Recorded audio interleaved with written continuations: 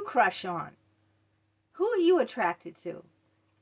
Are you attracted to intellectual people, book people, scholars, professors, people that help people, like doctors or nurses? Radical bad boys on motorcycles, like James Dean, who get in all sorts of trouble? Or shy people, sports figures, football players, the jock?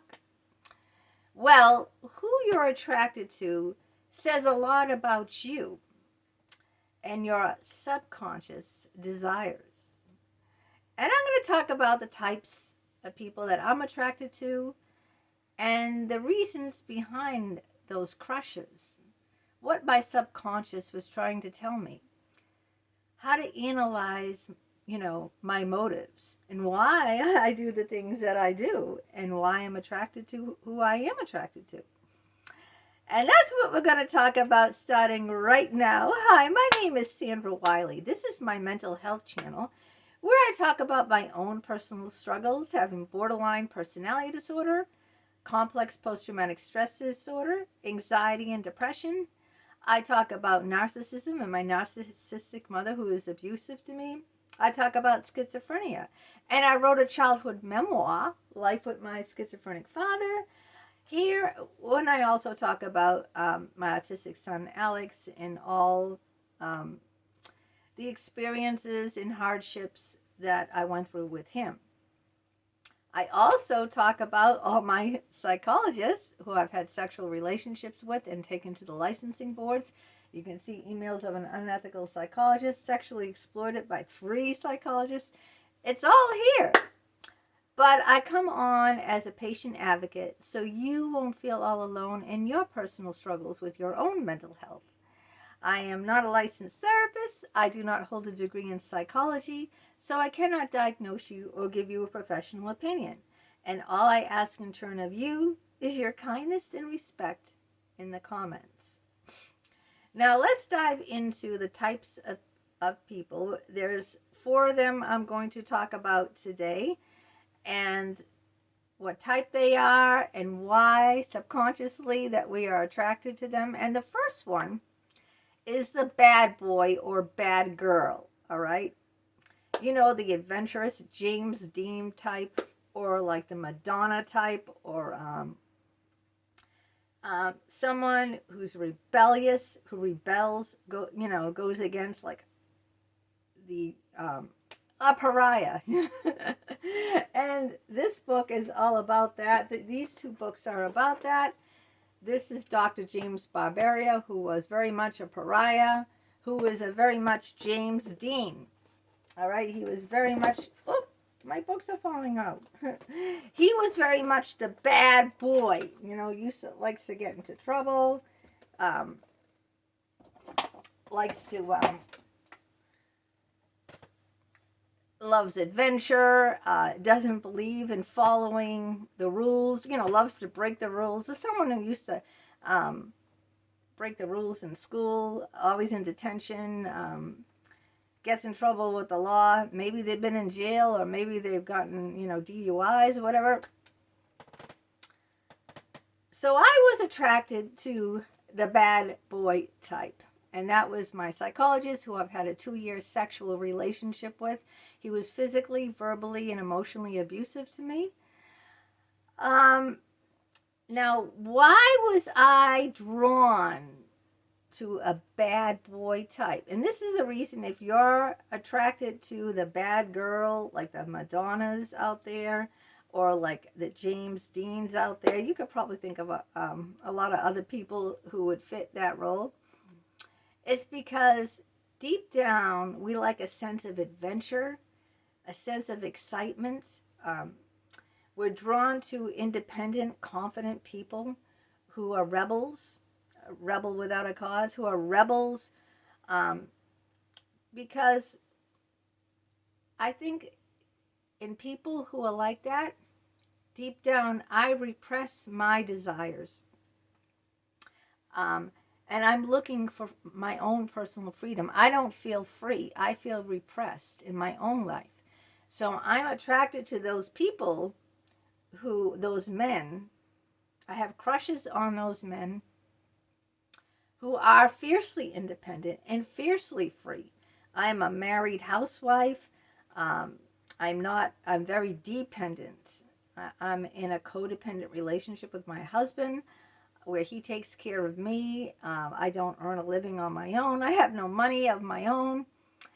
So I am not like free. I'm not fiercely free to, come and go as I please. I feel trapped like a caged bird.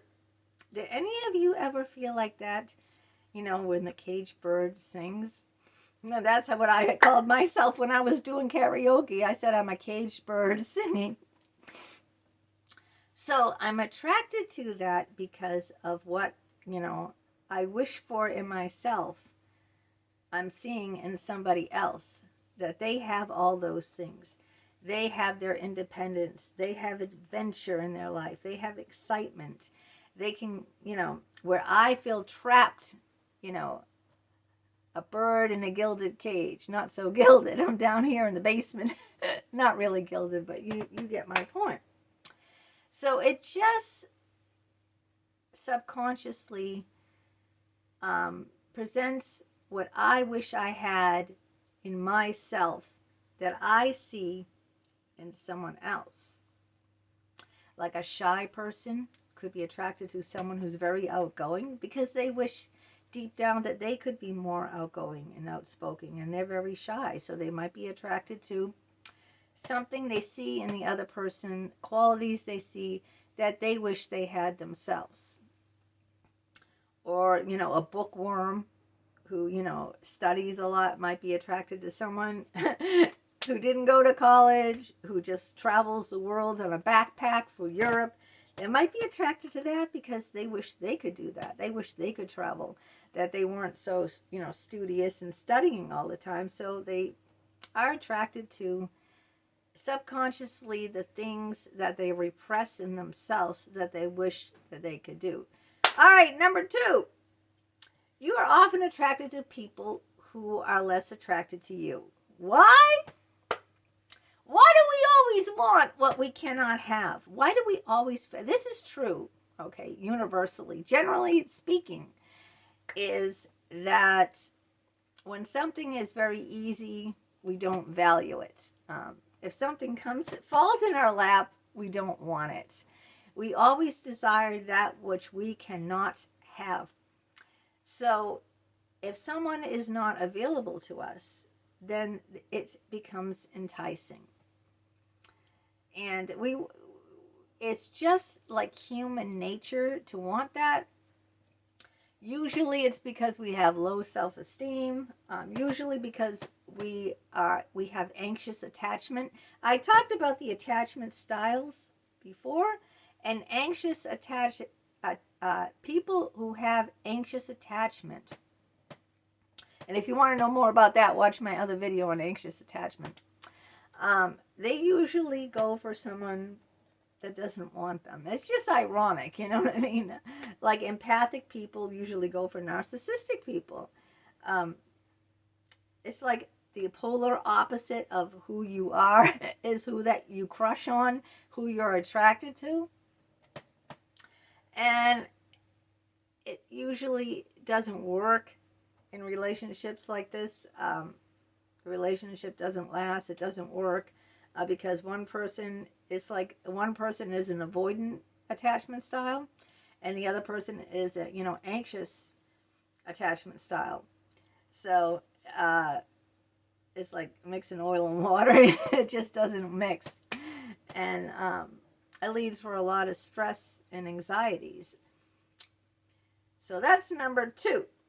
Number 3 is we're attracted to people who are like our parents. And this has to do with transference, which we talk about in other videos about psychology.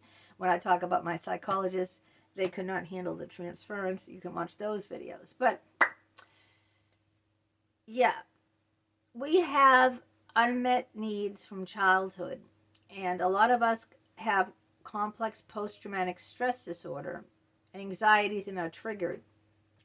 And we kind of unconsciously go for the person who is like the parent of the opposite sex. So girls will go for men that are like their daddies.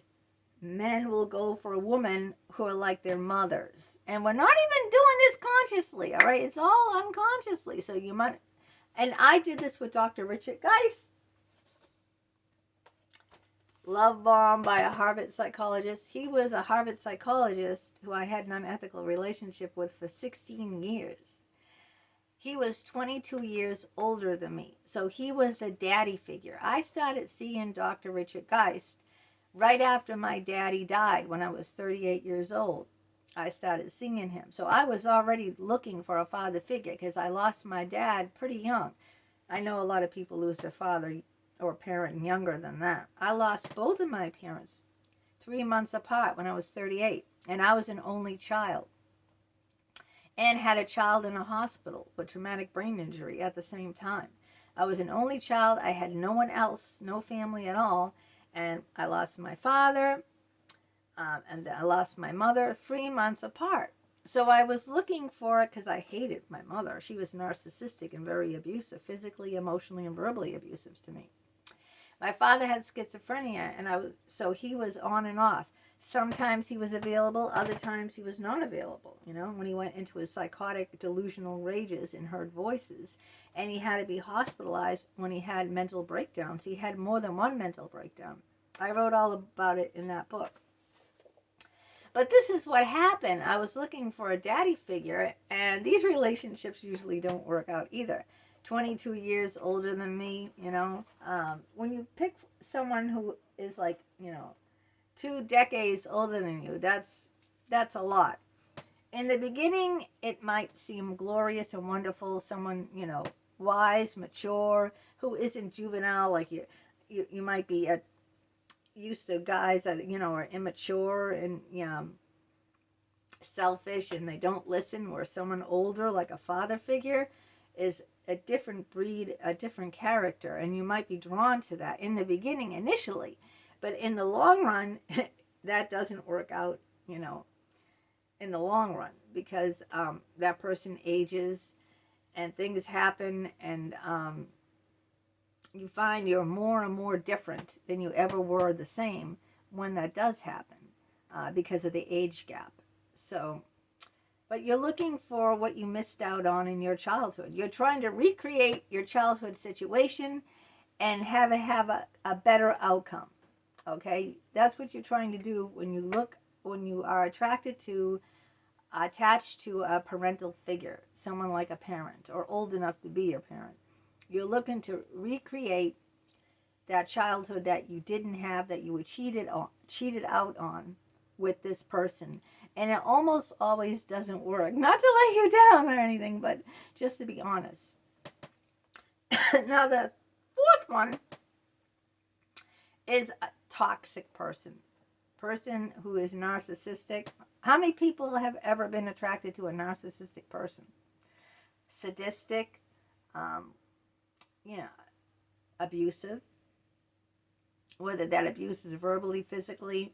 And why are we attracted to toxic people? Because we don't value ourselves. We think, we feel shame. We feel like we're bad people at our core. We feel we deserve, this is what I deserve. I'm a bad person. I deserve this. I deserve to be hurt. I deserve to be treated this way. I'm no good. So this is why, and this all stems from childhood abuse. Because healthy people who have had healthy childhoods don't feel this way, aren't attracted to toxic people.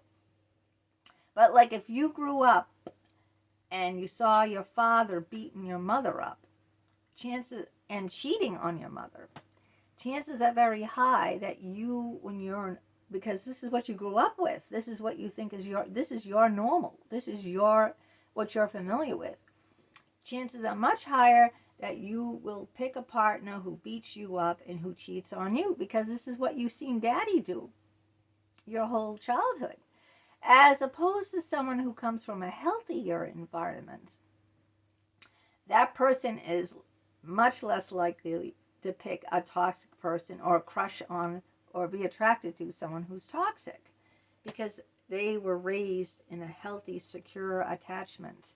So they have, you know, more confidence, more security, and they know boundaries. Person who was brought up in that kind of an abusive environment does have very little boundaries on them, and they feel like this is what they deserve. They were told all their childhood life, like I was told, you're bad, you're no good, you don't deserve anything.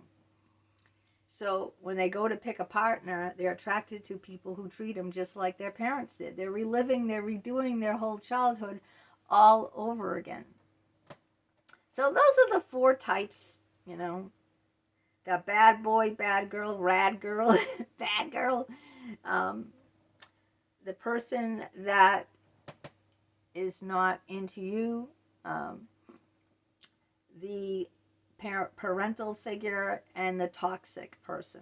And those are the reasons why that we do the things we do. I hope this video was a little helpful for you, at least. Let me know in the comments if you are attracted to any of these types of people yourself. Also, my new book is available, Soldier Girl. So I'm going to put the link to that book down below in the description, Soldier Girl. I do not have an author's copy of it. I ordered it today. It will be here probably in a week or so, and then I will show you the physical book, but I don't have it. But Soldier Girl, click on the link and then you can see for yourself what the book looks like. And you can even look inside. It will give you a preview of the front cover, the back cover, and some pages inside, so you can get an idea for yourself if you might be interested in it. I worked hard on it. I worked very hard on all of my books, and the links to all these books are down below in the description as well. If you're interested in helping support my channel, you can always buy me a cup of coffee. The link to that is down below in the description too. I have my email address if you're interested in writing to me, not reading. I'll read it. You write it. It's Leanne, LEEANN827@hotmail.com. I'd love to hear from you. And if you are new to my channel, welcome, welcome, welcome. Please hit that subscribe button in the lower right-hand corner. That way you will be notified each and every time a new video of mine comes out. It's 100% free. So stick around, take a chance. What do you got to lose? Give it a thumbs up. Share it on your social media platforms with your family, with your friends. And please let me hear from you. And until next time, you have an awesome, great day. Take care. Bye-bye.